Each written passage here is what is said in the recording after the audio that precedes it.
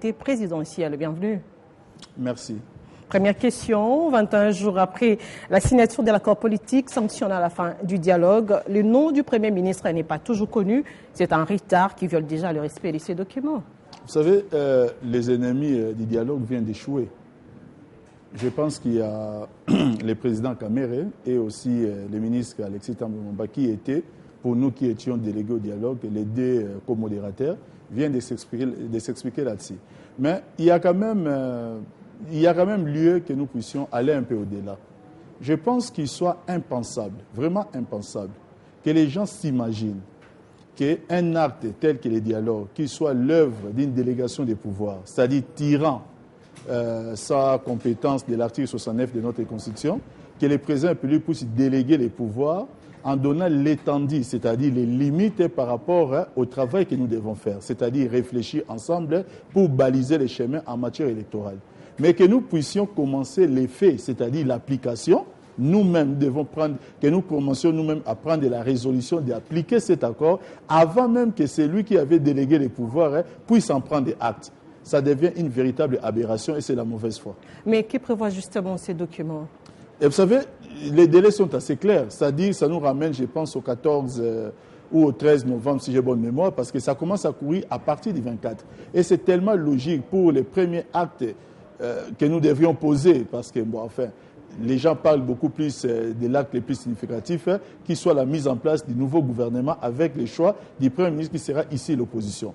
Il n'y a rien qui permet de dire aujourd'hui, si, avec les volontés exprimées, qu'un tel dispositif pouvait être violé. Il n'y a rien. Mais c'est-à-dire, il y a des gens qui sont dans l'exercice de chercher des poux dans la tête du dialogue. Permettez-moi cette expression-là. Il ne faudrait pas qu'on puisse faire dire au dialogue ce que le dialogue ne dit pas et qu'on puisse donner aussi au dialogue les rôles que le dialogue n'a pas vocation de remplir. Mais Papi Tamba, peut-on affirmer aujourd'hui que la majorité attend les consultations de la SANCO pour mettre en place le nouveau gouvernement? Non, vous savez, la majorité l'attendra même au-delà du gouvernement. C'est-à-dire, le dialogue, c'est un document qui n'est pas fermé, il reste ouvert. Nous souhaiterions déjà qu'ils puissent venir même qu'au dialogue ensemble. Nous avons encore les souhaits qui reviennent encore pour adhérer ou pour venir tout simplement constater les clauses du dialogue par rapport à la situation électorale. C'est les souhaits, mais ça ne peut pas bloquer la mise en œuvre, la feuille de route qui a été déjà mise en place parce que les faire, ça serait violer déjà ce que nous-mêmes, nous avons pris comme résolution.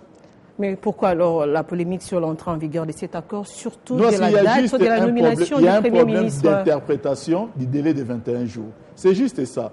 Faudrait-il, peut-être je vais donner juste très rapidement un exemple aussi pour que les gens sachent que lorsque dans un texte formel comme celui-là, on parle d'un délai, il faudrait que les gens sachent que l'interprétation du délai aussi peut avoir plusieurs facettes. Je vais donner un exemple en matière répressive.